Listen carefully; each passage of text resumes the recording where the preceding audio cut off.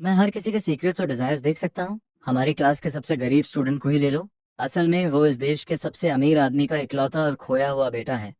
या फिर हमारे आर्ट टीचर, जो दिखने में एकदम सच्चे जेंटलमैन लगते हैं सीक्रेट रूप से।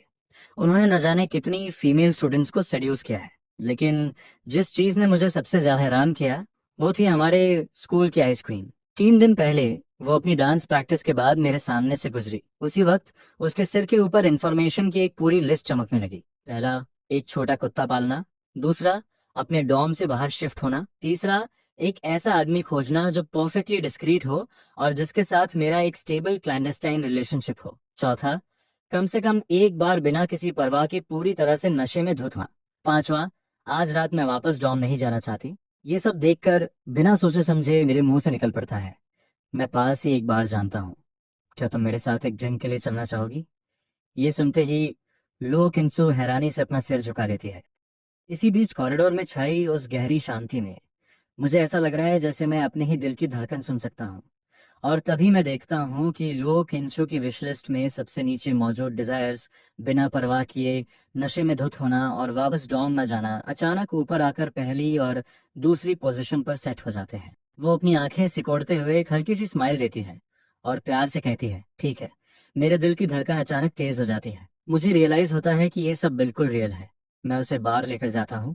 रात काफी हो चुकी है, फिर भी वो जगह पूरी तरह से पैक्ड और लाउड है। मैं कुछ ड्रिंक्स ऑर्डर करता हूँ और हम बातें करते हुए पीना शुरू कर देते हैं। इस बीच मेरी नजरें पूरे बार में घूम रही हैं। जहां भी मेरी आंखें जाती हैं, मैं लगभग हर किसी के सिर के ऊपर देख सकता हूँ कि उनके दिमाग में क्या चल रहा है। मैं उनके सबकॉन्शियस माइंड को भी क्लियर देख सकता हूँ। उदाहरण के लिए, एक टेबल पर बैठे उस आदमी को जो 6/10 रेटिंग दे रहा है, वो एक हाथ में अपना ग्लास पकड़े हुए है, उसके बाल बिखरे हुए हैं और वो म्यूजिक की बीट पर पागलपन से झूम रहा है। उसकी विश लिस्ट पर नंबर 1 है, मेरे बॉयफ्रेंड ने मुझे धोखा दिया है। मैं पूरी तरह से टूट चुकी हूँ। मैं बस किसी रैंडम लड़के को ढूंढना चाहती हूँ जिसके साथ मैं पूरी रात डुओ खेल सकूं और अपना बदला ले सकूं। और उस लड़की से कुछ ही दूरी पर एक शांत सी लड़की बैठी है, जिसने एक लॉन्ग वाइट ड्रेस और छोटे हाई हील्स पहने हुए हैं। उसके बगल में स्लिक बैक बालों वाला एक आदमी बैठा है जो किसी टॉप एग्जीक्यूटिव जैसा दिखता है। वो कुछ इस तरह दिखता है। जांग फूचन उसके कान में कुछ फुसफुसाता है। उस आदमी की अपनी विशलिस्ट पर नंबर 1 है, welcome to the ads family. और वो टॉप एग्जीक्यूटिव, जो अपनी किस्मत से बिल्कुल अनजान है, उसकी खुद की विशलिस्ट पर चमक रहा है, पी लो। एक बार जब तुम ये ड्रिंक पी लोगी तो मुझे सिर्फ तुम्हारा दिल नहीं, तुम्हारी बॉडी भी चाहिए। दूसरी तरफ बार मल्टी कलर्ड नियॉन लाइट्स में डूबा हुआ है। वो रोशनी हर किसी के चेहरे पर नाच रही है। कुछ लोग विशस लग रहे हैं तो कुछ पूरी तरह से पागलपन में हैं। कुछ खुश हैं तो कुछ दर्द से तड़प रहे हैं। हजार लोग, हजार चेहरे, ये सब ऑब्जर्व करते हुए मेरे होठों पर एक अजीब सी पागलपन भरी स्माइल आ जाती है। आधे घंटे पहले तक मैं ड्रामा स्कूल का एक साधारण कंगाल स्टूडेंट था, लेकिन अब मुझे लग रहा है जैसे किस्मत के पहिए मेरे लिए घूमने लगे हैं। लियो किंशु अपना ग्लास एक ही घूंट में खाली कर देती है और सोच में डूबे हुए मुझे देखती है। वो पूछती है, तुम क्या देख रहे हो?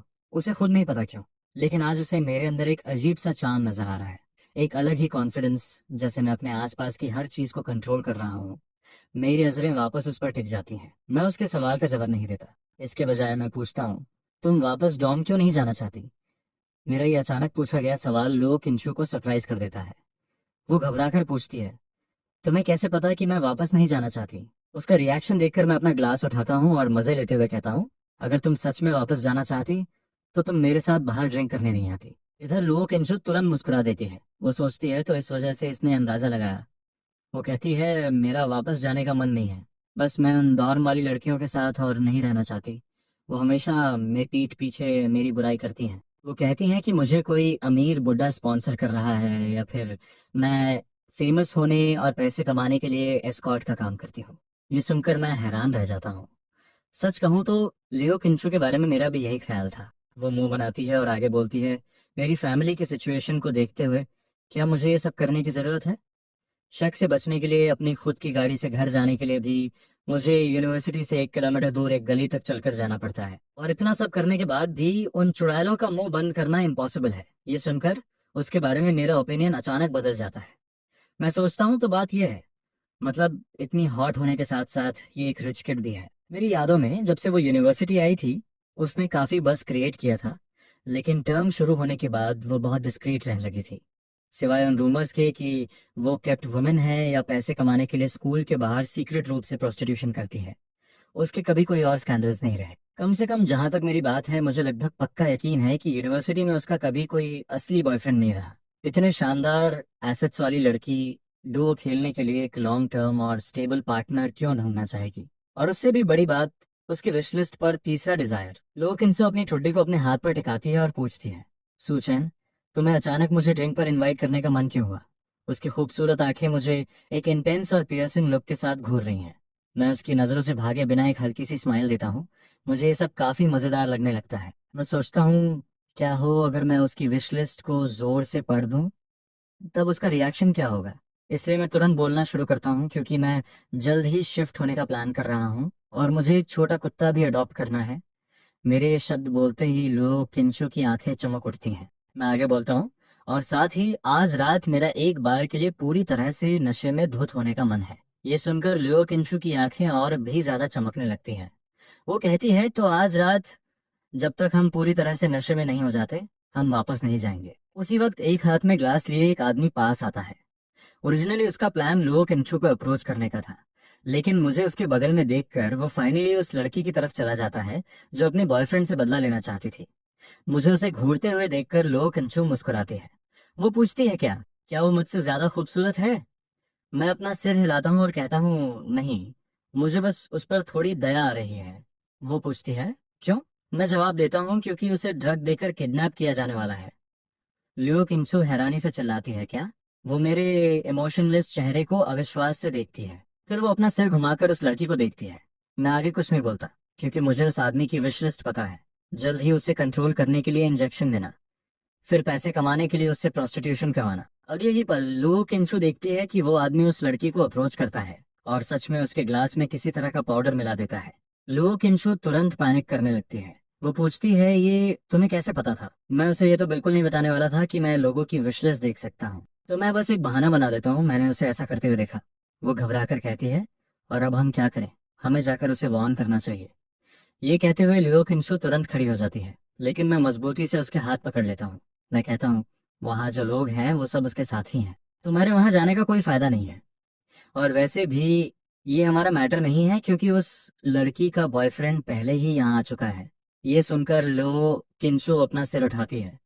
बार के एंट्रेंस पर एक घबराया हुआ लड़का अभी अभी अंदर घुसा है। वो हर तरफ अपनी गर्लफ्रेंड को ढूंढ रहा है। लो किंसु पूरी तरह से शॉक में मुझे देखती है। वो कहती है, माय गॉड, उसे समझ नहीं आ रहा है कि मुझे ये सब कैसे पता। वो सोच रही है, ये लड़का स्कूल में हमेशा इतना डिस्क्रीट रहता है, इसे ये सब कैसे पता। मैं कहता हूँ, चलो यहाँ से चलते हैं, ऐसा लग रहा है कि यहाँ फाइट शुरू होने वाली है। इसके साथ ही उस लड़के के अपनी गर्लफ्रेंड को ढूंढने से पहले ही मैं उसे अपने साथ खींच कर बाहर ले जाता हूँ। मैंने लुओ किंजो के साथ बार छोड़ दिया है। आधी रात हो चुकी है, हम साइडवॉक पर खड़े हैं, हमारे पीछे अभी भी बार का डेफनिंग म्यूजिक गूंज रहा है। अगले ही सेकेंड बार के अंदर चीख पुकार मच जाती है और तुरंत म्यूजिक एकदम से रुक जाता है। फिर बोतलें टूटने का भयानक शोर सुनाई देता है, और जैसा मैंने कहा था, फाइट शुरू हो चुकी है। लुओ किंसु पूरे रास्ते हैरान और चुप रहती है। वो पूछती है, सुचन, तुम असल में हो कौन? तुम्हें वो सब कैसे पता था? तुम्हें हर एक चीज के बारे में कैसे पता हो सकता है? ये सुनकर मैं टैक्सी रोकने के लिए अपना हाथ उठाता हूँ। मैं एक स्माइल के साथ उसकी तरफ मुड़ता हूँ और कहता हूँ, तुम्हारे ड्रामा टीचर ने तुम्हें कभी ये नहीं सिखाया? कॉमेडी और एक्टिंग का सबसे इंपॉर्टेंट बेस है ऑब्जर्वेशन। मेरी आदत है डिटेल्स पर ध्यान देने की। इसलिए मैं किसी इंसान के बिहेवियर, उसके जेस्चर्स और उसकी आंखों के एक्सप्रेशन को ऑब्जर्व करके बहुत सी चीजों का अंदाजा लगा सकता हूँ। मैं डिड्यूस कर सकता हूँ कि वो क्या सोच रहे हैं। लियो किंगशु मुझे पूरी तरह से अवाक होकर देखती है। वो पूछती है, तो सुचन, क्या तुम गेस कर सकते हो कि मैं अभी क्या करना चाहती हूँ? उसका रिएक्शन देखकर मेरे होठों पर एक स्माइल आ जाती है। मैं ड्राइवर से कहता हूँ, ड्राइवर, वांडा विस्टा होटल। फिर मैं एक मिशीवस लुक के साथ उसकी तरफ मुड़ता हूँ और पूछता हूँ, तो क्या तुम यही करना चाहती थी? लो किंशु अचानक जोर से हंसने लगती है। उसे बिल्कुल भी ऑकवर्ड फील नहीं हो रहा था। उसे बस लग रहा था कि मैं एक बेहद फैसिनेटिंग इंसान हूँ। मेरे अंदर की हर चीज उसे एक मिस्ट्री की ऑरा से घिरी हुई लग रही थी। उसकी आंखों में एक शरारती चमक दौड़ जाती है। वो बीच बीच में मेरी तरफ देखती है और उसके दिमाग में तरह तरह के थॉट्स चल रहे हैं। दूसरी तरफ मैं मेंटली अपने पूरे दिन को रिवाइंड कर रहा हूँ। हालांकि ये सरप्राइज बहुत बड़ा था, लेकिन ये कुछ ज्यादा ही अनएक्सपेक्टेड भी था। महीने का एंड होने वाला है। मेरी पॉकेट में एक भी पैसा नहीं है। शायद मेरे पास मुश्किल से 1,000 से कुछ ज़्यादा बचे होंगे। लकीली मेरे पास अभी भी एक क्रेडिट कार्ड है जिसकी लिमिट 10,000 है। आज लो किंशु जैसी हाई कैलिबर लड़की को बाहर लाना, रूम बुक करना, मैं उसे किसी घटिया होटल में तो बिल्कुल नहीं ले जा सकता। नहीं, वो बहुत ज़्यादा चीप लगेगा। इसी बीच हम दोनों अपने अपने ख्यालों में खोए रहते हैं जब तक कि ड्राइवर ब्रेक नहीं लगाता। मैं अपना सिर उठाता हूँ और वांडा वेस्टा होटल का एंट्रेंस देखता हूँ। गाड़ी से उतरने के ठीक बाद लियो किंसु अचानक मुझे पकड़ लेती है। वो कहती है, क्या हमें वाइन की एक बोतल नहीं लेनी चाहिए? मैं एक स्mirk के साथ उसे देखता हूँ और पूछता हूँ, अभी हमने जो पिया, क्या वो तुम्हारे लिए काफी नहीं था? मुझे नहीं पता क्यों, लेकिन लियो किंशु अचानक थोड़ी नर्वस लग रही थी। मैंने उस पर ज्यादा ध्यान नहीं दिया। औरतें नीना, भले ही उन्हें कभी कभी क्रेजी चीजें करना पसंद हो, लेकिन जब वो पल सच में करीब आता है तो उनका टेंस होना इनएविटेबल है। मैं सोचता हूँ, मैं समझ सकता हूँ कि वो अभी कैसा फील कर रही है। मैं उसे होटल की तरफ ले जाना कंटिन्यू रखता हूँ। मैं कहता हूँ, टेंशन मत लो, हम रूम सर्विस बुला लेंगे। कुछ ही पलों में रिसेप्शनिस्ट मुझे रूम कार्ड दे देता है। मैं कार्ड लेता हूँ, मुड़ता हूँ और लो किंशु का हाथ पकड़कर एलिवेटर की तरफ चल देता हूँ। अपनी पूरी जिंदगी में मैंने कभी भी अपनी लाइफ को कंट्रोल करने वाली ऐसी फीलिंग एक्सपीरियंस नहीं की थी।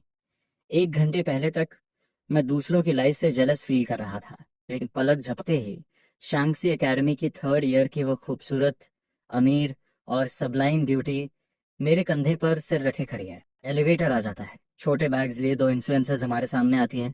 वो हमें रगड़ते हुए पास से गुजरती हैं। Luxury Escorts. मैं एक पल के लिए हैरान रह जाता हूँ। पहले मैंने सिर्फ इनके बारे में सुना था, मैंने इन्हें कभी अपनी आंखों से नहीं देखा था, और आज मैंने एक साथ दो को देख लिया। नॉर्मली मैं उन्हें घूरने से खुद को रोक नहीं पाता। शायद मैं ये भी सोचता कि वो कितनी प्योर और इनोसेंट हैं, या फिर बहुत से लोगों की नज़रों में वो गॉडेसेस होंगी। लेकिन जब से मुझे ये आंखें मिली हैं, किसी भी औरत का कोई सीक्रेट मुझसे छुप नहीं सकता। इसलिए इन दो बॉम्बशेल्स के सामने मैंने कोई रिएक्शन नहीं दिया। इस चीज ने लियो किंशु को बहुत इम्प्रेस किया, जो शुरुआत से ही मुझ पर नजर रखे हुए थे। वो खुद एक ब्यूटी है और उसकी फैमिली भी बहुत अमीर है। जिन स्पॉइल्ड रिच ब्रैड्स के साथ वो उठती बैठती है, उसने ऐसे बहुत से लोगों को देखा है, लेकिन वो कभी मुझ जैसे इंसान से नहीं मिली थी। एक ऐसा आदमी जो खूबसूरत औरतों को मुड़कर देखता तक नहीं। इस बात ने तुरंत लियो किंशु को सेटिस्फैक्शन से भर दिया। उधर रूम में पहुंचकर मैंने रूम सर्विस से रेड वाइन की 2 बोतलें ऑर्डर की। फिर मैं आराम से सोफा पर बैठ गया। ग्लास विंडो से योंगपू रिवर का नजारा दिख रहा था। मुझे तुरंत ऐसा फील हुआ जैसे मैं दुनिया का मास्टर हूँ। दूसरी तरफ लियो किंसु थोड़ी घबराई हुई लग रही थी। वो रूम के सॉफ्ट कारपेट पर खड़ी थी। उसे समझ नहीं आ रहा था कि वो अपने हाथों का क्या करे। मेरी शानदार फिजिक और मेरे चेहरे को देखकर उसका दिल तेजी से धड़क रहा था। किसी चीज को करने के बारे बारे में सोचना और असल में उसे करना, ये दो बिल्कुल अलग बातें हैं। सच कहूं तो लो केंसु थोड़ी डर रही थी। मैंने अपना सिर उठाया और उसकी एम्बैरेसमेंट को नोटिस किया। अचानक मुझे पर प्यार आने लगा। कोई भी देख सकता था कि इस लड़की को बिल्कुल भी एक्सपीरियंस नहीं है। सच कहूं तो मुझे भी ज्यादा एक्सपीरियंस नहीं है, लेकिन मेरा एडवांटेज ये है कि मैं किसी भी वक्त उसके थॉट्स पढ़ सकता हूँ। इसलिए इस रिलेशनशिप में क्लियर रूप से मेरा अपर हैंड है। लियो किंशु कहती है, मैं पहले स्लीपर्स पहन लेती हूँ। मैंने देखा कि लियो किंशु वार्डरोब की तरफ जाती है, अपनी स्नीकर्स उतारती है और स्लीपर्स पहनती है। चेंज करने के बाद एक गहरी सांस लेकर ऐसा लगा जैसे उसके होश वापस आ गए हों। उसने फाइनली बात शुरू की। वो कहती है, सू चैन, मैंने पहले कभी ऐसा नहीं किया है, इसलिए हमारे रिलेशनशिप के बारे में प्लीज किसी को मत बताना। इसे हमारा छोटा सा सीक्रेट ही रहने देना। तो लियो किंचु सच में वर्जिन थी। इसका मतलब स्कूल में उसके बारे में जो रूमर्स उड़ रहे थे वो पूरी तरह से क्रेडिबिलिटी लेस थे। ये सोचते हुए मैं खुद को उसके लिए क्यूरियोसिटी फील करने से रोक नहीं पाया। मैं सोचता हूँ ये इसलिए है क्योंकि वो अभी बहुत ज्यादा नर्वस है। ये वजह थी कि उसकी विशलिस्ट पर पहला पॉइंट सिर्फ अल्कोहल पीना था। शराब पीकर खुद को फ्री छोड़ना और अपने सारे गार्ड्स गिराना। और ठीक इसी वजह से मैं अभी तक उसके बाकी इंटेंशंस नहीं जान पाया था। इसलिए मैंने अपना सिर हिलाते हुए कहा, बिल्कुल, ये एक सीक्रेट रहेगा। उसी वक्त डोरबेल बजती है। वेटर हमारे लिए रेड वाइन की 2 बोतलें लेकर आता है। अगले ही पल हम ग्लास विंडो के सामने बैठे योंगपू रिवर का नाइट व्यू एंजॉय कर रहे थे। शायद ये वो इंटीमेट एटमोसफियर था या फिर रेड वाइन। लेकिन धीरे धीरे लुओ केंचु काफी रिलैक्स हो गई। बातचीत के दौरान वो मेरी बातों से पूरी तरह चांद हो गई। मेरा लगभग हर सेंटेंस उसके दिल के तार छेड़ रहा था। ये फीलिंग उसने अपनी 20 साल से ज्यादा की जिंदगी में कभी फील नहीं की थी। थोड़ी ही देर में वाइन की एक बोतल खाली हो चुकी थी। अल्कोहल के नशे में डूबी हुई आंखों से लियो किंसु मुझे डीपली घूर रहे थे। अगले ही पल उसने अपनी आंखें बंद कर लीं। उसी वक्त उसकी छाती ऊपर नीचे हो रही थी। उसने मुझे किस किया। यहाँ 1 लाख वर्ड स्किप होते हैं, अगली सुबह जब मेरी आंख खुली तो दोपहर के 1 बज चुके थे। मैं उठा और चारों तरफ देखा। लियो किंशु का कोई अता पता नहीं था। तो मैं वापस लेट गया। बस बस मेरा फोन वाइब्रेट हुआ। मैंने उसे देखने के लिए उठाया। ये लियो किंशु का मैसेज था। हाय सीनियर, अब उठने का टाइम हो गया है। आज यंगिंग में एक फिल्म क्रू के लिए मेरा ऑडिशन है, इसलिए अपनी फ्लाइट पकड़ने के लिए निकलते वक्त मैंने तुम्हें नहीं जगाया। ये देखकर मेरे चेहरे पर एक हल्की सी स्माइल आ गई। मैंने उसे तुरंत रिप्लाई किया, मैसेज मिल गया, हैव अ सेफ ट्रिप। ये मैसेज भेजने के बाद और पिछली रात के उन खूबसूरत पलों को याद करने के बाद मैं फाइनली बिस्तर पर उठकर बैठ गया। ये सच में लियो किंजू का डियो खेलने का पहला एक्सपीरियंस था। मैंने फील किया कि भले ही वो बहुत कंफर्टेबल नहीं थी, लेकिन वो सच में बहुत ज्यादा एंटरप्रेन्योर थे। इतनी एंटरप्रेन्योर कि मैं भी सरप्राइज रह गया। शायद ये इसलिए है क्योंकि अच्छी फैमिलीज की लड़कियां एवरीडे लाइफ में बहुत ही ऑप्रेसिव एनवायरनमेंट में बड़ी होती हैं। कौन जाने, मैंने ज्यादा गहराई में नहीं सोचा। अब जब मुझे ये टैलेंट मिल गया है, अगर मैं इसे सिर्फ औरतों का दिल पढ़ने के लिए यूज करूंगा तो ये बहुत बड़ी वेस्ट होगी। खासकर तब जब मेरा वॉलेट पूरी तरह से खाली है। वो सब कुछ जो मैं पास्ट में करना चाहता था, वो मुझे अब ट्राई करना होगा। और वो भी जिसके बारे में मैंने कभी सोचा तक नहीं था, मुझे वो भी ट्राई करना होगा। लेकिन इन सब के लिए भारी फाइनेंशियल सपोर्ट चाहिए। इंटरनेट पर लोग सच ही कहते हैं, सिर्फ पैसा ही खुशियां ला सकता है। ये दुनिया बेसिकली अनफेयर है, बिल्कुल उन दो एस्कॉर्ट गर्ल्स की तरह। अगर पिछली रात मैंने अपने दांत पीस कर इतना पैसा खर्च नहीं किया होता और यहाँ नहीं आया होता, तो मुझे कभी भी असली हाई सोसाइटी के करीब जाने का मौका नहीं मिलता, भले ही वो उसका सिर्फ एक हिस्सा हो। उस हाई सोसाइटी का सबसे निचला लेवल ये कोई ऐसी चीज नहीं थी जिसकी मुझ जैसा इंसान, 22 साल का एक गरीब स्टूडेंट, कभी उम्मीद कर सकता था। ये सड़ी हुई लग्जूरियस और एनविएबल हाई सोसाइटी, ये एक ऐसी लाइफ थी जिसे अपने पुराने वर्जन को कभी एक्सपीरियंस करने का मौका नहीं मिलता। एक बिल्कुल अलग एक्सिस्टेंसी। कुछ ही देर बाद मैं अपना फोन निकालता हूँ और किसी को कॉल करता हूँ। मैं पूछता हूँ, जो तुम कहाँ हो? जागू फुसफुसाते हुए कहता है, मैं क्रू के साथ सागा में एक शूट पर हूँ। भाई क्या बात है? मुझे फोन की दूसरी तरफ बहुत शोर सुनाई दे रहा था और जागू जानबूझकर अपनी आवाज धीमी कर रहा था। ये सुनकर मैं उस पर चिल्लाया, बकवास बंद कर। अगर तू कैसीनो में है तो सीधा बोल कि तू कैसीनो में है। ये सागा के शूट वाली क्या कहानी सुना रहा है? जागू मेरा क्लासमेट है। वो अक्सर डॉम के लड़कों से जुआ खेलने के लिए पैसे उधार लेता है। आज तक उसे मुझे युआन चुकाने हैं। और अब जब मुझे पैसे कमाने की जरूरत थी, तो मेरे दिमाग में सबसे पहला नाम उसी का आया। मैं कहता हूँ तो इस बार जागू बीच में बोलता है, इस बार मैं बस एक छोटा सा बेट लगाऊंगा। अपनी बकवास बंद कर, तो सागा में मैं अपनी किस्मत आजमाने आ रहा हूँ। मैं भी उसके अपनी बात खत्म करने से पहले ही मैंने उसे बीच में काट दिया। जागो साफ तौर पर हैरान था। उसके लिए क्या मैं गैम्बलिंग के पूरी तरह खिलाफ नहीं था? और अब मैं खुद जुआ खेलना चाहता था। कॉल काटने के बाद मैं तुरंत बाहर निकल गया। ये लड़का जागो कभी सच नहीं बोलता। पहले उसने मुझसे कहा कि वो सागा में शूट पर है, फिर उसने कहा कि वो सागा में खेल रहा है। लेकिन जब उसने सुना कि मैं सच में आ रहा हूँ, तो उसने तुरंत अपनी कहानी बदल दी और कहा कि असल में वो मैकाओ में है। 2 घंटे बाद मैं शुई डिस्ट्रिक्ट में एक घटिया से रेस्टोरेंट के सामने था जहां मैं जागू से मिला। उसने एक हुडी पहनी हुई थी और वो थका हुआ लग रहा था। उसकी आंखें लाल थीं। जागू पूछता है, भाई तू सच में खेलने के लिए तैयार है? मैं जवाब देता हूँ, वो सब बाद में देखेंगे। मैंने एक बोल नूडल्स ऑर्डर किए और उसे घूरने लगा। जागू की विश लिस्ट: पहला, अपना कर्ज चुकाने के लिए 5 लाख कैश उधार लेना। दूसरा, सू चैन को जुआ खेलने से रोकना, वरना उसका हाल भी मेरे जैसा होगा, कर्ज में डूबा हुआ और कोई ठिकाना नहीं। तीसरा, आज रात मुझे एक ही रात में सब कुछ वापस पाने के लिए अपना सब कुछ दांव पर लगाना होगा और उसके बाद कभी जुआ नहीं खेलूंगा। इतने सालों के अपने रूममेट को इस अधमरी हालत में देखकर मेरे दिल में एक चुभन सी हुई। खासकर जब मैंने देखा कि जागू अपनी इस हालत में भी दोस्ती निभा रहा था और मुझे जुआ न खेलने के लिए कन्विंस करने की कोशिश कर रहा था। सच कहूं तो मुझे थोड़ा इमोशनल फील हुआ। जागो एक गहरी सांस लेकर अपना सिर उठाता है और कहता है, भाई, क्लास के लड़कों की नज़र में मेरी रेपुटेशन भले ही पूरी तरह से बर्बाद हो चुकी हो, मुझे ये भी पता है कि मेरी बात की कोई वैल्यू नहीं है, लेकिन अगर आज मैंने तुझे यहाँ बुलाया है तो वो इसलिए क्योंकि मेरे अंदर अभी भी थोड़ी इंसानियत बाकी है मेरे दोस्त। सीरियसली इसमें मत पड़ना। तू सोच भी नहीं सकता कि ये लोग कितने घटिया हैं। तूने देखा है ना मेरा क्या हाल हुआ। मैं नहीं चाहता कि तेरे साथ भी वही हो। ये सुनकर मुझे समझ आ गया कि वो सच में मेरा भला चाहता था। भले ही पैसे कमाना अभी में टॉप प्रायोरिटी है, मुझे अच्छी तरह पता है कि गैम्बलिंग लगभग हमेशा रिग्ड होती है। और मैं तो उस बात का जिक्र भी नहीं कर रहा कि मैं दूसरों की विश लिस्ट देख सकता हूँ। अगर मैं कप्स के आर पार देख भी पाता या छुपे हुए कार्ड्स पढ़ पाता, तो इस बात की क्या गारंटी थी कि आखिरी मोमेंट पर कैसीनो चीट नहीं करेगा। इसलिए मैं कहता हूँ, मैं जुआ नहीं खेलूंगा। मैं बस तुमसे ये पूछना चाहता हूँ कि अमीर लोग जुआ खेलने के बाद जनरली क्या करते हैं। जुआ खेलना एक स्टेट ऑफ माइंड है। एक महान इंसान ने एक बार कहा था, एक आदमी को पैसे का जुआ खेलने की जरूरत नहीं है, लेकिन उसके अंदर बेट लगाने की हिम्मत होनी चाहिए। बिजनेस में सक्सेस या फेल होना एक बेट है। किसी औरत को सेड्यूस करने की स्ट्रैटेजीज, वो भी एक बेट है। किसी इंडस्ट्री में एंटर करना या नहीं, हमेशा एक बेट होता है। सिर्फ वो इंसान जिसके अंदर एक गैम्बलर की आत्मा है वही किसी लायक है। आज रात मैं इसी का इस्तेमाल करके अपने खुद के फ्यूचर पर बेट लगाने वाला हूँ। बेशक मेरे लिए इस बेट को जीतने के चांसेस ऑलमोस्ट 100% है। जागू जवाब देता है, जनरली चाहे वो जीते या हारें, वो सब थोड़ा रिलैक्स करने के लिए किसी क्लब में जाते हैं। मैं पूछता हूँ, जीतने और हारने वाले दोनों जाते हैं? जागो सिर हिलाते हुए कहता है, हाँ, जीतने वाले सेलिब्रेट करना चाहते हैं और हारने वाले अपना बैड लक दूर करना चाहते हैं। ये सुनकर मैं अपनी कुर्सी पर पीछे की तरफ टिक गया। मैं ये सोचने से खुद को रोक नहीं पाया कि अमीर लोगों की सच में अपनी ही अजीब आदतें होती हैं जब वो बाहर जाते हैं। जागो ने फिर अंडरग्राउंड सर्कल्स के जुए के बारे में बात करना शुरू किया। वो सीना तान कर कहता है, मोडो का कोई ऐसा कोना नहीं है जिसे मैं नहीं जानता। मुझ जागो के होते हुए भाई, तू बिल्कुल सही दरवाजे पर आया है। सोचते सोचते मैं जाने के लिए खड़ा हो गया। जागू लगातार बकबक करते हुए मेरे पीछे आ रहा था। जागू अचानक सस्पिशियस होकर पूछता है, अभी तेरे पास कितने पैसे हैं? तू मुझसे ये क्यों पूछ रहा है? उसका रिएक्शन देखकर मेरा मन किया कि उसके सिर पर एक जोर की मारूं।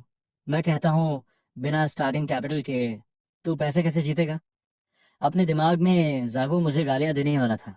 वो कहता है, मैं इन पैसों को हाथ नहीं लगा सकता। ये मैंने अपना कर्ज चुकाने के लिए जमा किए हैं।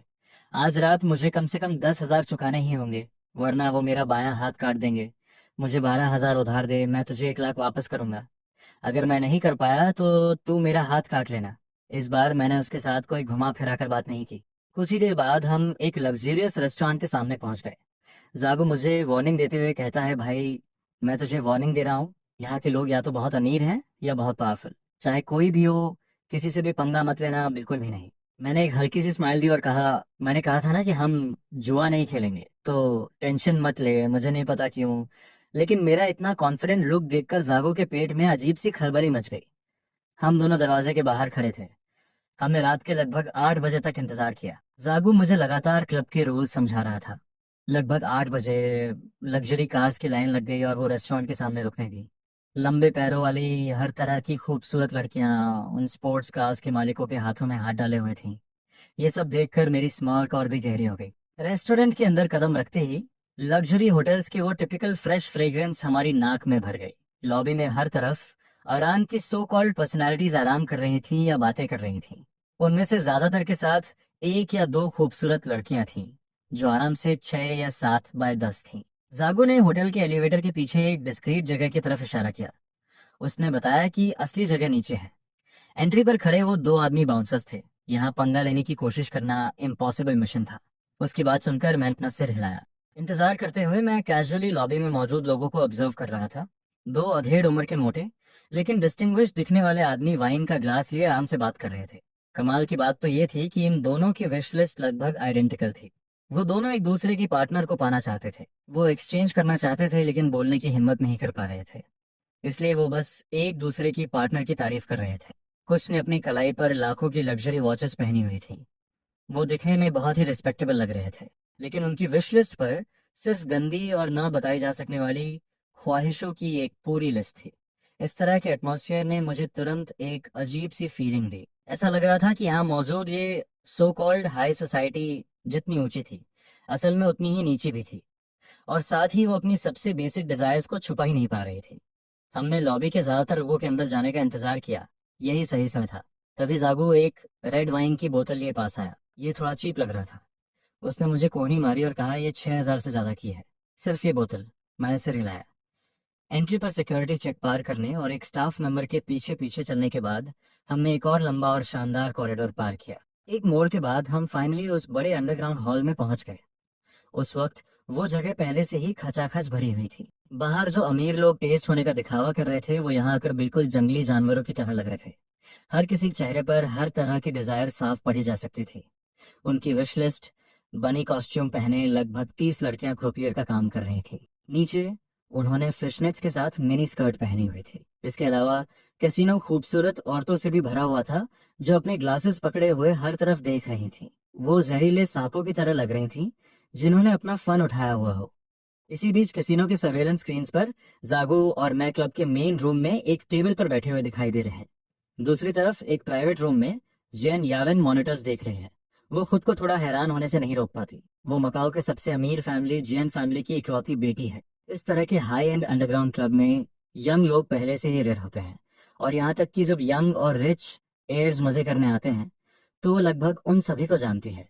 लेकिन ये आदमी उसने इस आदमी को स्क्रीन पर पहले कभी नहीं देखा था। इसके अलावा हमारे टेबल पर सिर्फ एक इम्पोर्टेड अल्कोहल की बोतल है जो 6,000 से थोड़ी ज्यादा की है।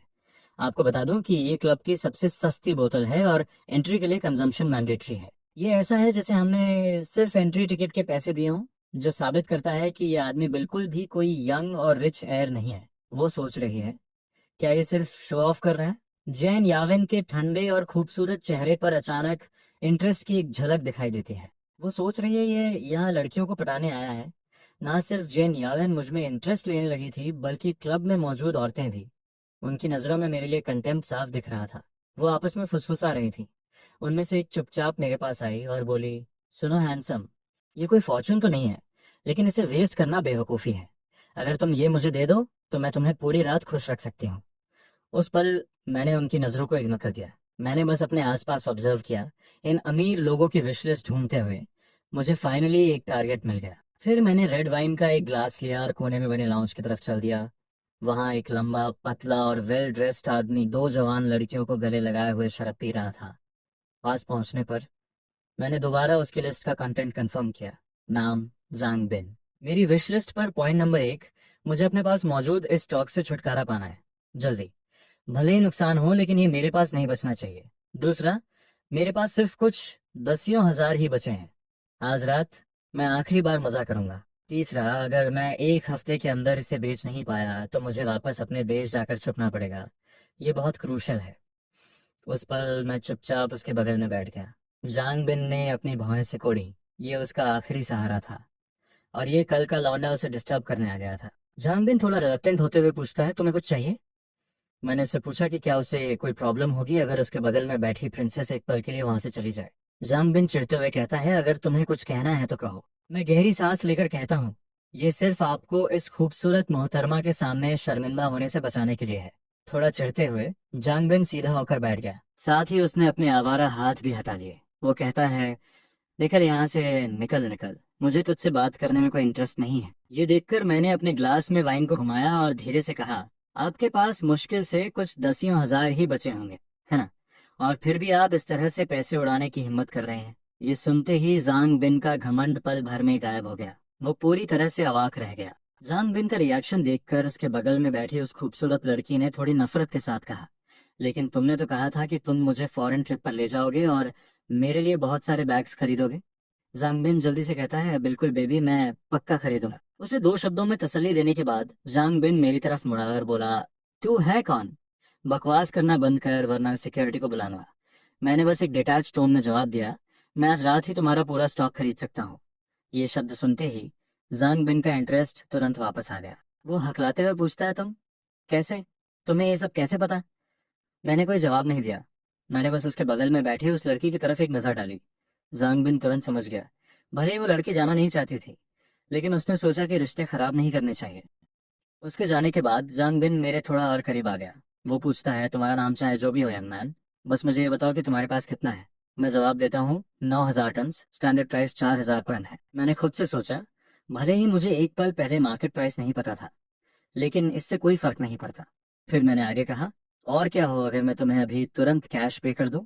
मुझे एक फाइनल प्राइस बताओ। जामबिन ने एक पल के लिए सोचा, कहा, 3,880, ये मार्केट का सबसे लो प्राइस है, नो डिस्कशन। मैंने काउंटर ऑफर दिया, 3,500। जांगबिन सिर हिलाते हुए कहता है, इसमें मुझे बहुत नुकसान हो रहा है, ये तुम्हारे ऊपर है। तो मैं वहां से जाने के लिए खड़ा हो गया। जांगबिन ने जल्दी से मुझे रोका और कहा, रुको यंग मैन, मुझे सोचने दो। उस पल वो बॉस मोड में आ गया था। 9,000 टन स्टील, ये महीनों से उसके पास पड़ा था। उसे कोई सीरियस बायर नहीं मिल रहा था। परचेस प्राइस 3,850 था। शुरुआत में उसने बस अपने पैसे वापस पाने की उम्मीद की थी, लेकिन अब मैंने प्राइस सीधा 350 गिरा दिया था। इस कैलकुलेशन से उसे अभी भी कई मिलियंस का नुकसान हो रहा था, लेकिन ये सब कुछ अपने पास रखने से तो बेहतर ही था। तो उसने अपने दांत पीसे और पैर पटका। वो कहता है, ठीक है यंग मैन, अगर तुम बड़ी बातें नहीं कर रहे हो और मुझे आज रात पैसे दिख जाते हैं तो 3,500 डन। मैंने मुस्कुराते हुए कहा, लेकिन मेरी एक और शर्त है। मैं तुम्हें थोड़ी देर में एड्रेस दूंगा, तुम्हें माल तुरंत डिस्पैच करना होगा। ये सुनते ही जांग बिन को मुझ पर और ज्यादा भरोसा हो गया। और उसके लिए माल एक दिन पहले भेजने का मतलब था एक दिन का स्टोरेज कॉस्ट बचना। ये एक बहुत बड़ी डील थी। इसलिए उसने जल्दी से अपना सिर हिलाया और कहा, कोई प्रॉब्लम नहीं, मैं अभी सब तैयार करवा रहा हूँ। मुझे थोड़ी देर में एड्रेस दे देना। जब तक ये मोडू के एरिया में है मैं गारंटी देता हूँ कि डिलीवरी आधे घंटे में हो जाएगी। ठीक है, तो यहाँ बैठो और इंतज़ार करो। मैं अपनी असिस्टेंट को थोड़ी देर में तुम्हारे पास एड्रेस लाने के लिए कहता हूँ। इस पर मैं वहाँ से चला गया। मैंने रेड वाइन का ग्लास टेबल पर ही छोड़ दिया। ये उसके लिए क्लियर सिग्नल था कि मैं वापस आऊँगा।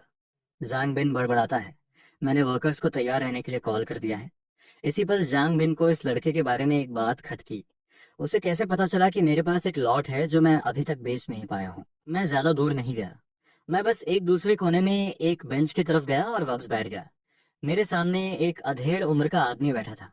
उसके बाल बिखरे हुए थे, आंखें खाली थीं और उसे कंपनी देने के लिए कोई खूबसूरत लड़की नहीं थी। ये वही शिकार था जिसे मैंने बहुत पहले चुन लिया था। नाम वांग। विशलिस्ट नंबर 1, 10,000 टन स्टील का सोर्स ढूंढना इम्पॉसिबल हो रहा है। अगर मैं ये नहीं कर पाया तो वो मुझे मार डालेंगे।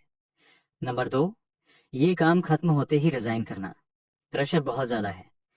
नंबर 3, मेरी पत्नी और बच्चों को मेरी करंट सिचुएशन के बारे में पता नहीं चलना चाहिए। मैं कहता हूँ आपका चेहरा देखकर मैं घुमा फिरा कर बात नहीं करूँगा। मेरी बातें सुनकर वांग ने शराब में डूबी आंखों से मुझे देखा। उसे अपना सिर हिलाया और फिर चुपचाप पीता रहा। मैंने अपनी बात जारी रखी, मैं आपको 9,000 टन स्टील प्रोवाइड कर सकता हूँ। ये शब्द किसी बिजली के कड़कने की तरह गूंजे। वांग का नशा तुरंत आधा हो गया। वांग हकलाते हुए पूछता है, आप आपको कैसे पता कि मुझे स्टील चाहिए? मैंने मुस्कुराते हुए कहा, आपके एक दोस्त ने मुझे आपके बारे में बताया था। लेकिन छोड़िए, इम्पोर्टेंट ये है कि मैं कल सुबह माल डिलीवर कर सकता हूँ। ये सुनते ही वांग अपनी झुकी हुई पोजीशन से तेजी से सीधा होकर बैठ गया। जमीन पर गिरी शराब की वजह से वो थोड़ा फिसला भी। वांग कहता है, यंग मैन, मुझसे झूठ बोलने की हिम्मत मत करना। मैं आप पर कैसे विश्वास करूं? आखिरकार ये कोई मजाक नहीं था। उसके बॉस ने उसे पैसे देते हुए साफ कहा था कि कंस्ट्रक्शन साइट अब और इंतजार नहीं कर सकती और मौका मिलते ही उसे खरीद लेना चाहिए। लेकिन मेरे सिर्फ कुछ शब्द कुछ भी साबित करने के लिए काफी नहीं है। मैं कहता हूँ, मुझे एड्रेस दीजिए, मैं अभी डिलीवर करवाता हूँ और आपको माल तुरंत मिल जाएगा। लेकिन मेरी एक शर्त है, प्राइस 4,600 पर टन होगा। इसके अलावा आप आधे घंटे में माल देखेंगे और उसी वक्त फुल पेमेंट करेंगे। कल कोई ऑफिशियल कॉन्ट्रैक्ट साइन करने के लिए आपके पास आएगा। फुल पेमेंट की बात ने वांग के दिमाग में शक पैदा कर दिया। क्या हो अगर ये कोई स्कैमर हो? लेकिन सोचने के बाद उसने खुद से कहा, अगर ये सच में इतनी जल्दी इतनी बड़ी क्वांटिटी ला सकता है तो फुल पेमेंट कोई प्रॉब्लम नहीं है। 4,600 का प्राइस तो और भी छोटी प्रॉब्लम है। वांग कहता है, ठीक है, मैं आपको अभी एड्रेस देता हूँ। इसके साथ ही उसने मुझे तुरंत एड्रेस भेज दिया। मैंने उसे डायरेक्ट जांग को फॉरवर्ड कर दिया। मैंने उसे कहा कि वो इसे जांग दिन को दे दे और मैंने उसे स्ट्रिक्टली कहा कि वो एक शब्द भी ना बोले। मैसेज मिलने के बाद जागू ने अपना ग्लास एक ही घूंट में खाली किया और सीधा जांग बिन के पास गया। फिर उसने एड्रेस उसके सामने रख दिया। ये देखकर जांग बिन ने तुरंत अपने वर्कर्स को कॉल किया और उन्हें ट्रक्स रवाना करने का ऑर्डर दिया। दूसरी तरफ प्राइवेट रूम में जेन यालिन अपने खूबसूरत पैर हिला रही थी। उसके पैर की हाई हील फिसल कर कारपेट पर गिर गई। वो सोच रही है, इंटरेस्टिंग। वो लगभग 2 सेकंड्स तक वैसे ही फ्रीज रही। फिर अचानक जेन यावन ने अपने जूते पहने और खड़ी हो गई। उसका बॉडीगार्ड जल्दी से उसके पीछे पीछे गया। जेन यावन ने थोड़ी चिढ़ के साथ मुड़कर कहा, मेरे पीछे मत आओ। फिर वो बेडरूम से बाहर निकल गई। दरवाजा एक जोरदार आवाज के साथ बंद हो गया। बॉडीगार्ड के चेहरे से वो रिस्पेक्टफुल एक्सप्रेशन पूरी तरह गायब हो गया था। उसने दोबारा उस कारपेट की तरफ देखा जिस पर जेन यावन ने अभी अभी कदम रखा था। उसकी आंखें अचानक गंदे ख्यालों से भर गईं। मैं तुम्हें 2 दिन और देता हूँ। 2 दिन बाद मैं चाहता हूँ कि तुम घुटनों के बल बैठकर मेरे सामने गिड़गिड़ाओ। ये सोचने के बाद उसने अपने असली इमोशंस छुपा लिए। वो दूर से जियन यावेन को धीरे धीरे मेरी तरफ आते हुए देखता रहा। असल में जियन यावेन के अलावा क्लब की कई और लड़कियां भी काफी देर से मुझे ऑब्जर्व कर रही थीं। उनमें से मेन हॉल के पीछे बैठी 2 जवान औरतें भी थीं। ऐसा लग रहा था जैसे उन्होंने रात का सबसे जूसी शिकार ढूंढ लिया हो। ये हैं ट्विंस लुआनशी और लुआन मेंग। उन सभी प्रोवोकेटिव कपड़े पहने हुए अटेंशन सीकर्स के उलट इन ट्विंस ने बहुत ही डिसेंट कपड़े पहने हुए हैं। दूसरे शब्दों में, अगर बाकी औरतें यहाँ क्लाइंट्स ढूंढने की उम्मीद में आती हैं तो ये दोनों अमीर एयर्स की तरह मजे करने आई हैं। वो ज्यादा बड़ी नहीं लग रही थी, मुश्किल से 20 की उम्र की। बड़ी बहन लुएंसी ने स्किनी जीन्स और हाई हील्स के साथ एक सिंपल व्हाइट टी शर्ट पहनी है। उसकी बहन लुएन मैंग ने भी बिल्कुल वैसे ही कपड़े पहने हैं। ये कहना गलत नहीं होगा कि वो इस हाई कैलिबर अंडरग्राउंड कैसीनो की ब्यूटी क्वींस हैं। हालांकि वो जेन यावेन के एक्सेप्शनल लेवल तक नहीं पहुंचती, लेकिन वो यहाँ मौजूद किसी भी दूसरी औरत से कम नहीं है। दोनों बहनों की नजरों से साफ पता चल रहा है कि वो मुझ में गहरा इंटरेस्ट ले रही हैं। दरअसल वो शुरू से ही चुपचाप मेरा पीछा कर रही, मेरी टेबल के ठीक बगल में अपनी अपनी टेबल पर बैठी थी। एक नए चेहरे, एक नए शिकार के सामने वो हमेशा बहुत इंथुजियास्टिक रहती हैं। दोनों औरतें एक दूसरे को देखती हैं, और जैसे ही वो मेरी टेबल की तरफ बढ़ने वाली होती हैं, उनकी स्माइल्स अचानक फ्रीज हो जाती हैं। अगले ही पल वो हॉल में जियान यावन को देखती हैं। वो औरत जो नॉर्मली बर्फ की तरह ठंडी रहती है, धीरे धीरे अपने प्राइवेट लॉन्ज से बाहर निकल रही है और सीधा मेरी टेबल की तरफ आ रही है।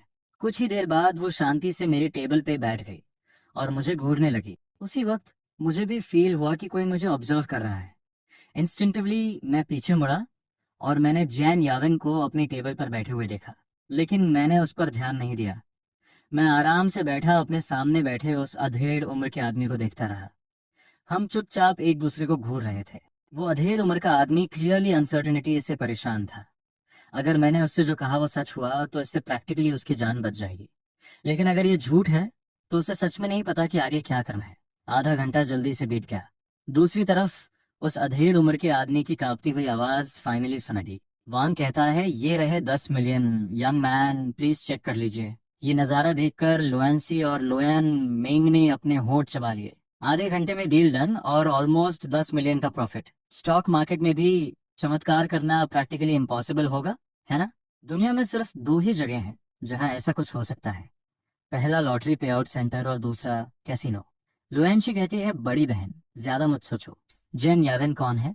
आखिर वो इस बच्चे में इंटरेस्ट क्यों लेगी? तो जब तक ये उसका बॉयफ्रेंड नहीं है, इससे कोई फर्क नहीं पड़ता। उस पल लुएन मेंग ने अपने दांत पीसे। उसने अपने माथे से बालों की एक लट हटाई और लुएंशी का हाथ पकड़े हुए मेरी तरफ बढ़ गई। ये कहना गलत नहीं होगा कि उस वक्त दोनों बहनों और जियन यावन की नजरें मुझ पर टिकी थीं। उसी वक्त जांग बिन, जिसे अभी अभी मेरा ट्रांसफर मिला था, उसके हाथ कांपने लगे। जांग बिन भावुक होकर कहता है, यंग मैन, आप मेरे सेवियर हैं। फ्यूचर में अगर आपको अपने बड़े भाई की जरूरत पड़े, नहीं, ऐसा नहीं, आज से आप बड़े भाई हैं। फ्यूचर में अगर आपका ये छोटा भाई आपके किसी काम आ सके तो मुझे कॉल कीजिएगा। ये कहते हुए उसने मुझे अपना बिजनेस कार्ड थमा दिया। फिर वो गहरे रिस्पेक्ट के साथ झुका, मुड़ा और चला गया। जांग बिन को दूर जाते हुए देखकर जागू पूरी तरह हैरान था। 3 साल पहले जब उसने पहली बार यहाँ कदम रखा था, तब से उसे कभी सच में समझ नहीं आया था कि इतनी बड़ी रकम क्या होती है। और ठीक उसी पल मैंने देखा कि जियन यावेन मेरी तरफ आ रही है। उसके जैसी औरत, उसकी विश लिस्ट क्या हो सकती है? अगले ही पल मैंने अपना फोन निकाला और सीधा जागू को 1 मिलियन ट्रांसफर कर दिए। मैं कहता हूँ, ये रख अपना कर्ज चुकाने के लिए। इसे उन 6,000 का इंटरेस्ट समझ जो तूने मुझे वाइन के लिए उधार दिए थे।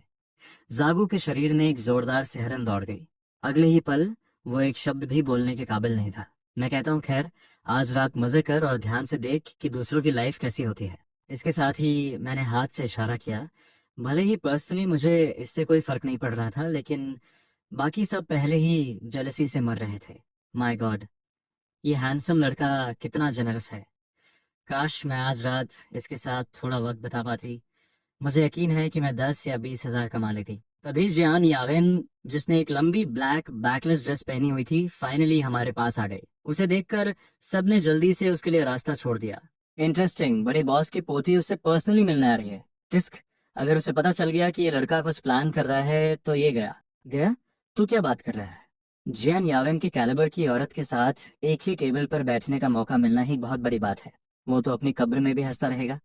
हमारे आसपास के लोग या तो जेलस थे या उसे मुसीबत में देखकर खुश हो रहे थे। इस बीच लियांशी और लियान मेंग, वो ट्विंस भी चुपचाप मेरे बगल में आ खड़ी हुई थी। जियान यावेन को छोड़ दें तो वो यहाँ मौजूद किसी भी दूसरी औरत से कम नहीं थी। ये सीन देखकर मैं मुस्कुराए बिना नहीं रह सका। कल तक मैं इन औरतों के बारे में कोई गलत ख्याल लाने की सोच भी नहीं सकता था, लेकिन आज सब कुछ बदल गया है। मैं देखता हूँ, नाम जियन यावेन। Wish list. नंबर 1, क्लब के करंट सबसे बड़े क्राइसिस को सॉल्व करना। नंबर 2, मेरे सामने बैठे इस आदमी के सीक्रेट्स का पता लगाना। बिना किसी हेजिटेशन के जब मैं उसके बोलने का इंतजार कर रहा था, मैंने पहले ही उसकी लिस्ट चेक कर ली थी। जियान यावेन की विश लिस्ट दूसरों से बहुत अलग है।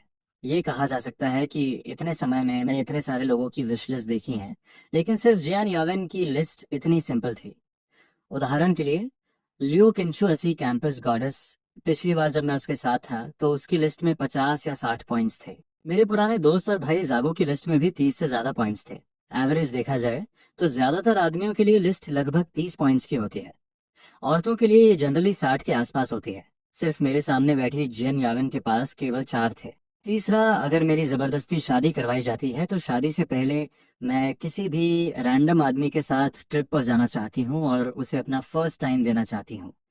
फिर शादी के बाद मैं इसे पब्लिकली रिवील कर दूंगी, ताकि वो आदमी जो मुझे हासिल करना चाहता है और उसकी पूरी फैमिली बदनामी के दाग से भर जाए। चौथा, ये सब करने के बाद बीच समंदर में अपनी इस छोटी सी जिंदगी को खत्म कर लेना। ये सब पढ़ने के बाद मैंने दोबारा जियान यावेन की तरफ देखा, उस चेहरे की तरफ जो बेहद खूबसूरत और फिर भी इतना बर्फीला था। साथ ही मुझे इस औरत के बारे में जो पढ़ा उस पर यकीन नहीं हो रहा था। कोई हैरानी की बात नहीं कि उसकी विश लिस्ट इतनी छोटी है। असल में वो सुसाइड करना चाहती है। जागो घबरा कर कहता है, भाई मुझे लग रहा है कि ये सब बुरा रूप लेने वाला है। तभी मुझे जागो की आवाज सुनाई दी। मैं जियान यावेन को लगातार घूरता रहा। वजह चाहे जो भी हो, जियान यावेन की खूबसूरत आंखें उस वक्त मुझे एक मजेदार लुक के साथ घूर रही थी, क्योंकि जब से वो आई थी मैंने एक बार भी अपनी नजरें नहीं हटाई थी। जियान यावेन अचानक मुस्कुराते हुए पूछती है, इंटरेस्टिंग, तुम्हारा नाम क्या है? और क्या स्माइल थी, एक ऐसी स्माइल जो किसी सेंट को भी भटका दे। आस पास के सभी आदमियों के पैर स्माइल की वजह से लगभग कांप गए। अपने अकाउंट का बैलेंस चेक करने के बाद मैंने अंगड़ाई ली और अपनी कुर्सी से उठ गया। मैंने कैजुअली कहा, खैर मैं जा रहा हूँ, अब मजा नहीं आ रहा। जैन यवेन हैरानी से बोली, क्या? वो सोच रही है मुझसे बिना किसी रिस्पेक्ट के इस तरह से बात करने की हिम्मत कर रहा है? क्या ये मौत को बुलावा दे रहा है? दूसरों की हैरान नजरों की परवाह किए बिना मैंने अपनी पहनी हुई सस्ती शर्ट को थपथपाया और कहा, जागू, जा हमारे लिए एक रूम बुक कर। आज रात हम ऐसे मजे करेंगे जैसे पहले कभी नहीं किए। जागू की बात करें तो अगर मैं उसे अभी घुटनों के बल बैठकर 3 बार सिर झुकाने को कहता तो वो भी कर देता। उस पल मेरे सामने खड़ी जेन यावेन ने कभी सपने में भी नहीं सोचा होगा कि मैं इतना इंसोलेंट हो सकता हूँ। जेन यावेन गुस्से में कहती है, मैं जेन यावेन हूँ। लेकिन मैंने उसे इग्नोर करना कंटिन्यू रखा। मैंने बस हॉल में नजर घुमाई। नेचुरली मुझे लियांशी दिखी। दोनों बहनें, लुयन मेंग, और वो बिल्कुल सही टाइम पर मिली। मैंने खुद से कहा और तुरंत उनसे बोला, मैंने अपने एक दोस्त को ऊपर रूम बुक करने के लिए कहा है, क्या तुम रेड वाइन का ग्लास पीने आना चाहोगी? बात करते हुए मैंने उन्हें ऊपर से नीचे तक घूरा। लुयंसी एक पल के लिए सरप्राइज हुई, फिर अचानक जोर से हंसने लगी।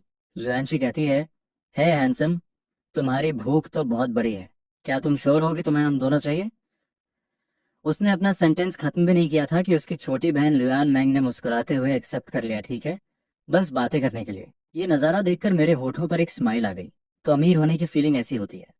फिर मैंने थोड़ी हैरान खड़ी जियन याविन को एक प्रोवोकेटिव लुक दिया।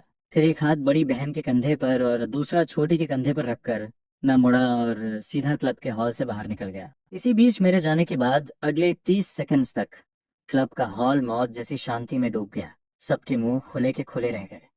कितनी हिम्मत है। कुछ देर बाद जियान यावेन अपने शौक से बाहर आई। उसने उस जगह से अपनी नजरें हटा ली जहां से मैं निकला था। उसके दिमाग में उसने मेरे बारे में एक क्लियर आइडिया बना लिया था, भले ही उसे ये नहीं पता था कि मुझे पैसे कमाने की इन्फॉर्मेशन कैसे मिली। वो सोच रही है, ये डेफिनेट रूप से सिर्फ किस्मत की बात नहीं है। जवान, हैंडसम और कैरिज्मेटिक। और फिर उसके पैसे खर्च करने का तरीका किसी ऐसे गरीब आदमी जैसा बिल्कुल नहीं था जिसने कभी पैसे का रंग ना देखा हो।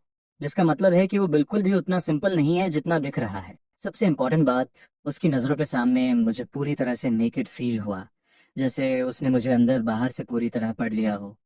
उस सन्नाटे में जैन यावन की स्माइल और गहरी हो गई। मुझे इस पर यकीन नहीं है। मेरे फिजिक और फिगर के साथ क्या तुम मना करने की हिम्मत करोगे अगर मैं खुद को तुम्हारे हवाले कर दूं, फ्री में? दूसरी तरफ मैं दोनों बहनों के साथ कैसीनो से बाहर निकल रहा था। जागू बहुत एक्साइटेड था। उसके अकाउंट में अब 1 मिलियन से थोड़ा ज्यादा है। यूजर्स का 5 लाख का कर्ज चुकाने के बाद भी उसके पास एक अच्छी खासी रकम बची है। जागू मुझे कार्ड देते हुए कहता है, रूम कार्ड ये रहा, मैं ठीक बगल वाले रूम में हूँ, अगर कुछ भी हो तो मुझे कॉल करना। ये कहते हुए उसने मुझे एक all black VIP room card थमा दिया।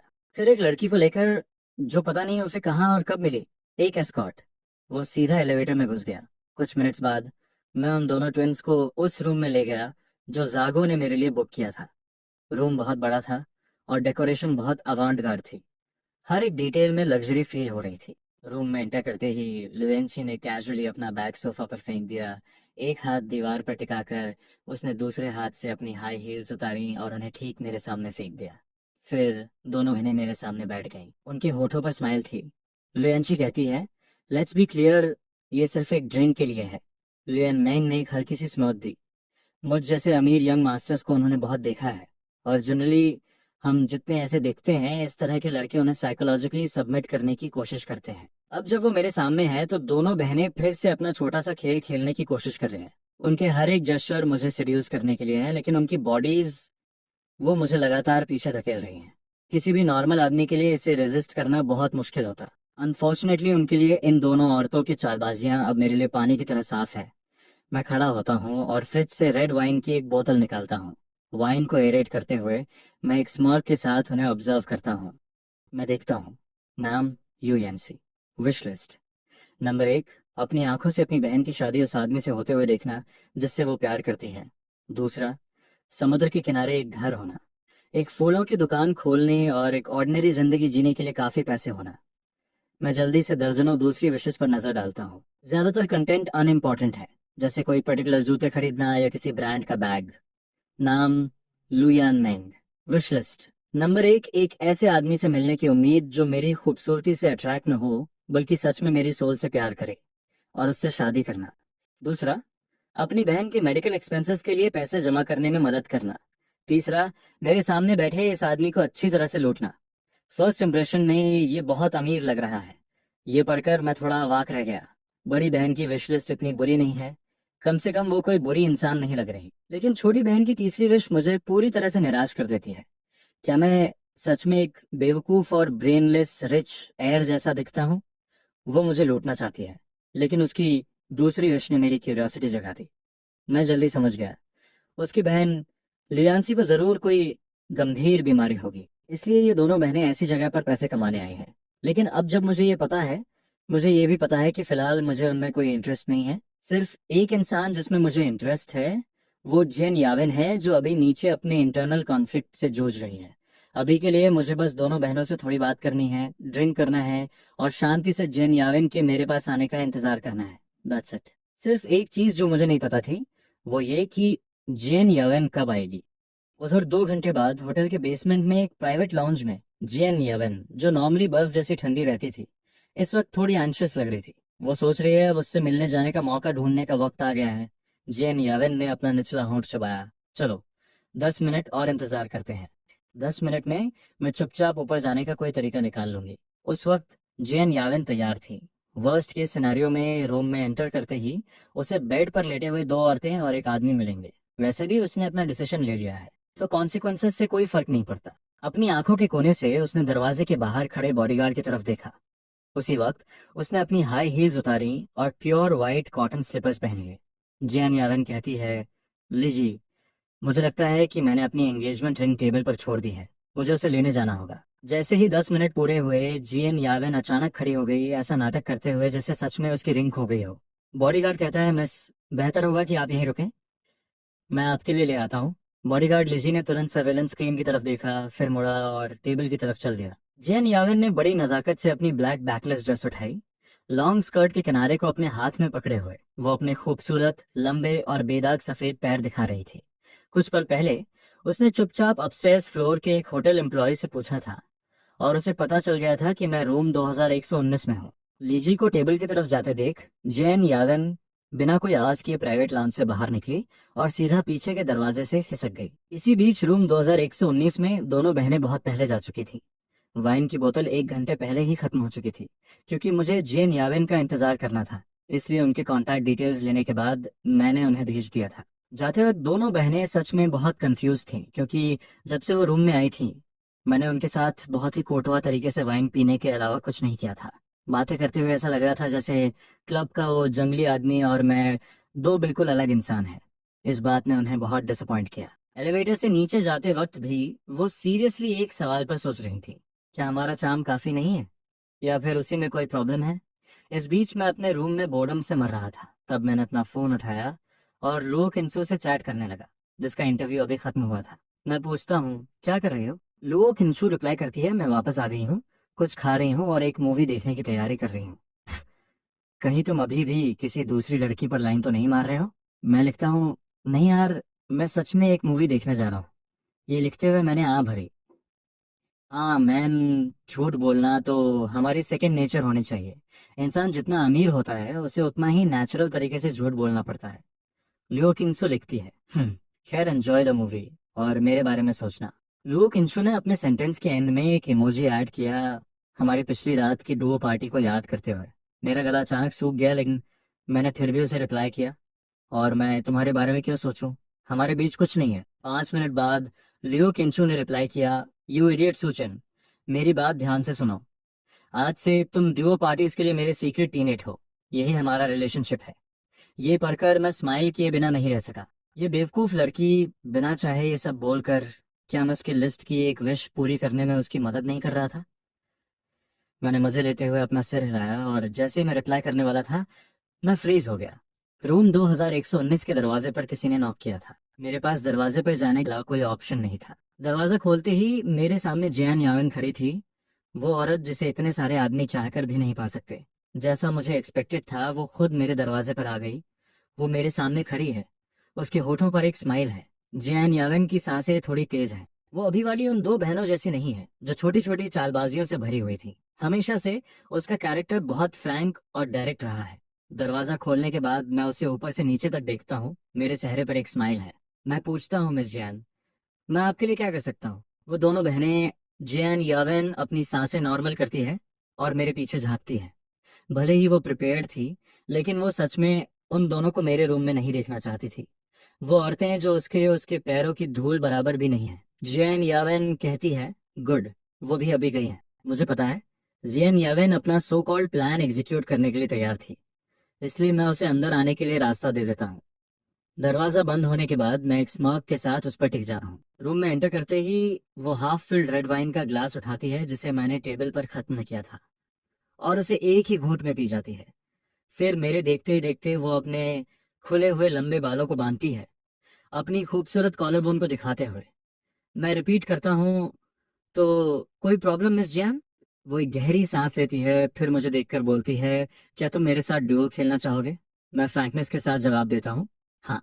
जैन यवेन कहती है, तुम मुझे अपने साथ ले चलो, मैं तुम्हें एक दिन देती हूँ, तुम मेरे साथ जो चाहो कर सकते हो। ये कहने के बाद जैन यावेन मुझे एक प्रोवोकेटिव लुक देती है और पूछती है, हिम्मत है? उस पर मुझे जैन यावेन की विश लिस्ट क्लियर दिखाई देती है। पहला पॉइंट अभी अभी अपडेट हुआ है, शादी से पहले सामने खड़े इस कमीने के साथ एक क्रेजी दिन बिताना, और अगर मैं प्रेग्नेंट हो सकूं तो ये और भी परफेक्ट होगा। जैन यावेन की विश लिस्ट साफ साफ पढ़ने के बाद मैं अवाक रह गया। ऐसा लग रहा है कि इससे कोई फर्क नहीं पड़ता कि मैंने सच में कुछ गलत किया है या नहीं। लगता है ये कमीने वाला टैग मुझ पर हमेशा के लिए चिपक गया है। जैन यावन की विश लिस्ट की बदौलत मैं उसकी सिचुएशन को थोड़ा बेहतर समझ पाया। बेसिकली उसकी एंगेजमेंट मोडो के एक बहुत पावरफुल इंसान से हो चुकी है। शायद इस आदमी से शादी करके वो अपनी फैमिली के कसीनो को बचा सके, लेकिन अपनी आइस क्वीन इमेज के पक्के होने के नाते एक ईगल जैसी प्राउड औरत खुद को इतनी आसानी से मैनिपुलेट कैसे होने दे सकती है? और उसने बदले का ये इंसेन प्लान क्यों बनाया? भले ही उसे इस आदमी से शादी करनी पड़े, लेकिन वो उसे ह्यूमिलिएट करने के लिए पूरी तरह तैयार है, उसे ककड़ बनाने के लिए और ये श्योर करने के लिए कि वो अपनी पूरी जिंदगी ऐसा ही रहे। मैं धीरे से कहता हूँ, लाइचू, मेरे सामने खड़ी इस बर्फीली खूबसूरती को देखकर मैंने धीरे से ये शब्द बोले। लेकिन खैर, अगर मैं जियन यावन की करंट विश पूरी करता हूँ तो मुझे कितने डिजायर पॉइंट्स मिलेंगे? ये सोचकर मैंने एक स्पॉइल्ड रिच किड वाला एटीट्यूड अपनाने का फैसला किया और बोला, अगर मैं तुम्हें अपने साथ ले जाना चाहता हूँ तो सिचुएशन को देखते हुए हमें यहाँ से निकलना होगा। ये सुनकर जान यावन ने एक गहरी सांस ली। उसकी खूबसूरत और इंचैंटिंग कॉलर बोन्स हल्की सी ऊपर उठी।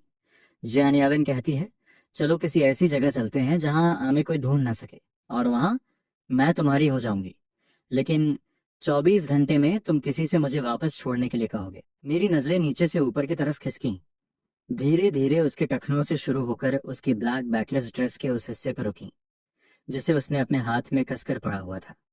मैं कहता हूँ, लेकिन एक बात, ये आउटफिट शायद बहुत प्रैक्टिकल ना हो। जेन याविन कहती है, ठीक है। ये कहने के बाद जेन याविन ने सीधा मेरी आंखों में देखा।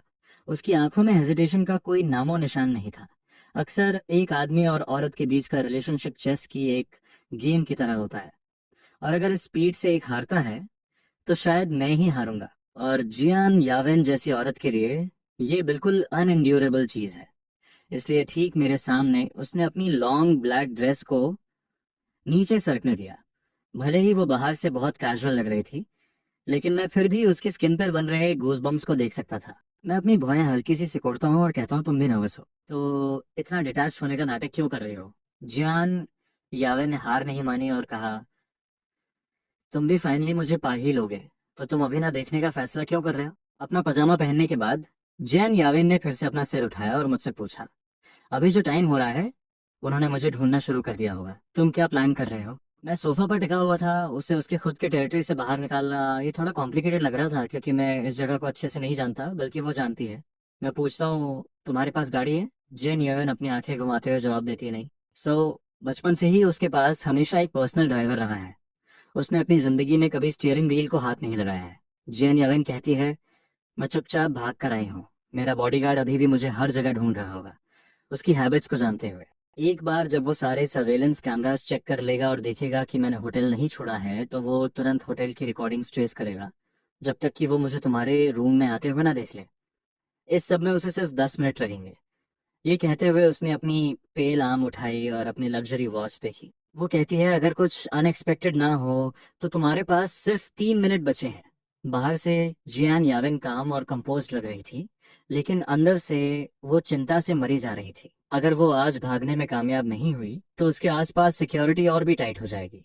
उसे शायद बदला लेने का मौका फिर कभी ना मिले। जैन याविन की बात खत्म होने के बाद रूम की हवा जैसे जम सी गई। इस बीच मैं मेंटली सिस्टम से कम्युनिकेट कर रहा था।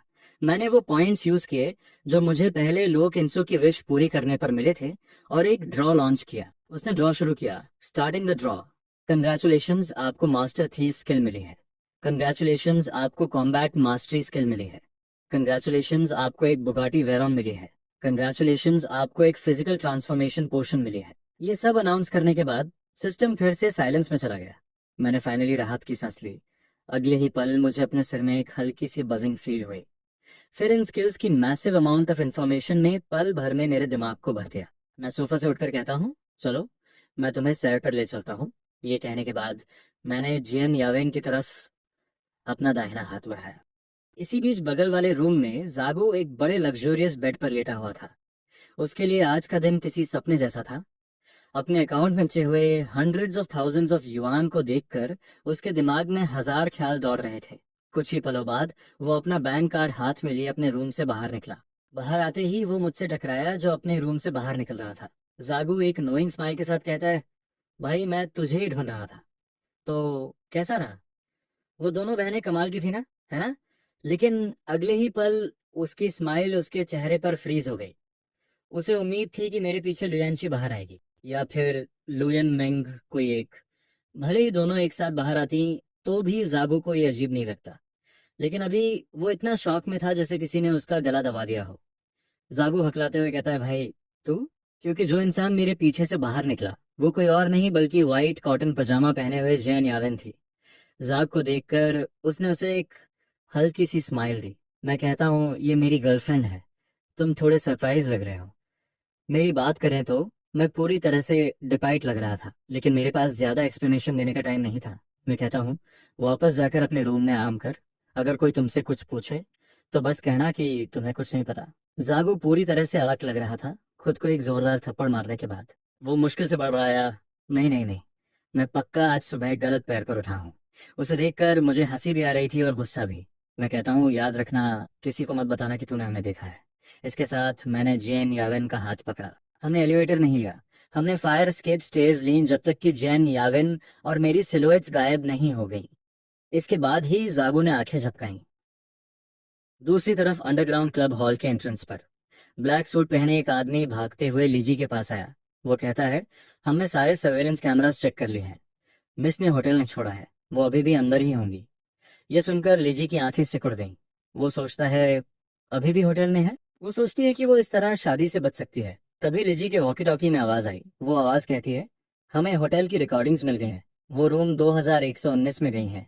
लगभग 3 मिनट हो गए हैं। लिजी कहता है, आदमियों लो, दो ग्रुप्स बनाओ। एक ग्रुप सीढ़ियों से, दूसरा एलिवेटर से। उसे वापस लाओ। बोलने के बाद लीजी ने राहत की सांस ली। उस औरत के बारे में सोचकर जो इतनी ठंडी और साथ ही इतनी हॉटी थी, उसने जबरदस्ती अपने दिल में उठ रही लस्ट को दबा दिया। लीजी कहता है, रुको, मैं खुद जाऊंगा। इधर होटल मिडू के एक कॉरिडोर में तेज कदमों की आवाज सुनाई दे रही थी। जियान यावन मेरे करीब आ रही थी। उसकी फीलिंग्स मिक्स थी। उसे समझ नहीं आ रहा था कि वो रिग्रेट कर रही है या उसे ये एक्साइटिंग लग रहा है। नीचे बहुत से लोगों के जल्दबाजी में सीढ़ियां चढ़ने की आवाजें आ रही थी। ये समझने के लिए जीनियस होने की जरूरत नहीं थी। जेन यावन जानती थी कि ये लेजी के भेजे हुए गार्ड्स थे। जेन यावन आ भरते हुए कहती है, हम सच में नहीं बच सकते। सॉरी, लगता है तुम्हें मुझे पाने का मौका नहीं मिलेगा। मैंने उनके कदमों की आवाज सुनने के लिए कान लगाते हुए कहा, सच में? मुझे ऐसा नहीं लगता। ये कहने के बाद मैंने उसे थोड़ी क्यूरियोसिटी के साथ देखा, क्योंकि मैंने अभी अभी नोटिस किया था कि जेन यावन की विश लिस्ट हर पल बदलती हुई लग रही थी। अब उसकी पहली विश थी होटल से सही सलामत बाहर निकलना, जबकि पिछली मेरे सामने खड़े इस कमीने के साथ एक क्रेजी दिन बिताना सेकंड पोजीशन पर चली गई थी। साफ तौर पर अपने सो कॉल्ड फियांस से बदला लेने के कंपेयर में होटल से भागना उसके लिए अभी ज्यादा अर्जेंट था। मैं सोचने लगा, अगर हम चीजों को इस एंगल से देखें तो इंसानों की विश लिस्ट सच में हर पल बदलती है। जिसका मतलब है कि हर इंसान की विश लिस्ट के लिए मुझे जो टाइम मिला है वो इटर्नल नहीं है। कुछ चीजें ऐसी हैं जिन्हें अगर मैं इंसान की अपना माइंड चेंज करने से पहले पूरा नहीं करता तो वो मौका हमेशा के लिए खो सकता है। मुझे पता है कि मेरे सिस्टम के पास पक्का और भी इंफॉर्मेशन है जो मैंने अभी तक डिस्कवर नहीं की है, लेकिन करंट सिचुएशन मुझे बहुत ज्यादा सोचने की परमिशन नहीं दे रही थी। नीचे सीढ़ियों पर कदमों की आवाजें और करीब आ रही थीं।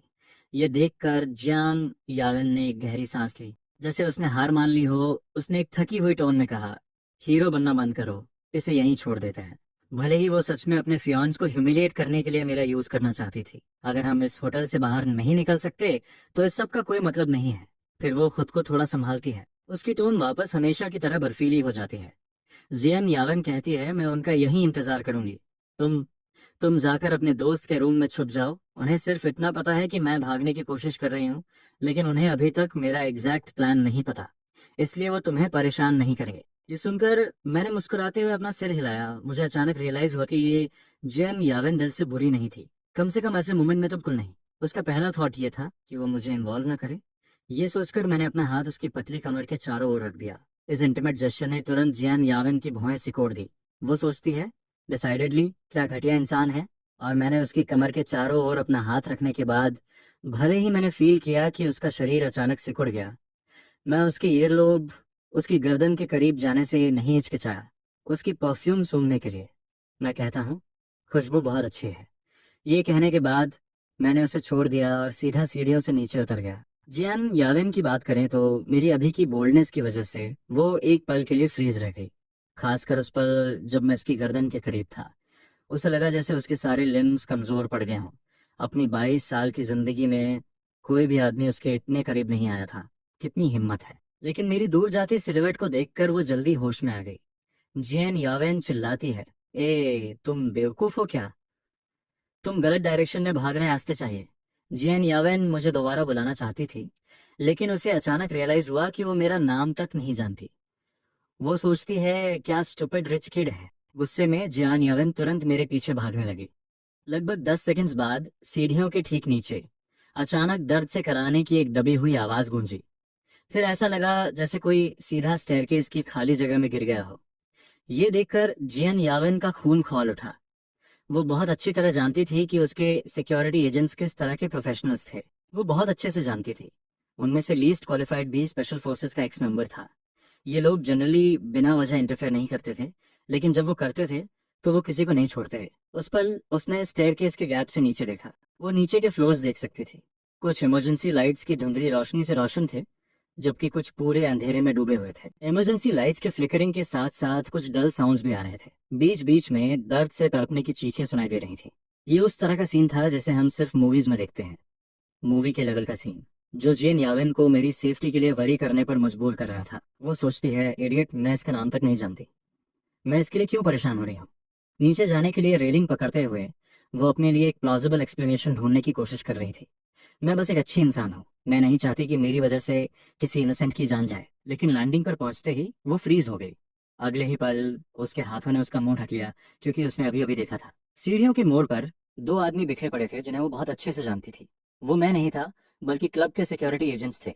उन्हें बेहोश कर दिया गया था। उसी वक्त नीचे से आ रही दबी हुई कराहें अचानक बंद हो गईं। तभी नीचे से एक नॉनशलांट लेकिन जानी पहचानी आवाज आई। मैं कहता हूँ मिस जियन, अगर आप शौक से बाहर आ गई हो तो अब चलने का टाइम हो गया है। ये सेंटेंस सुनकर जैन यादन के दिमाग में तुरंत मेरे बैड बॉय वाले चेहरे की इमेज बन गई, लेकिन एक काफी अट्रैक्टिव बैड बॉय।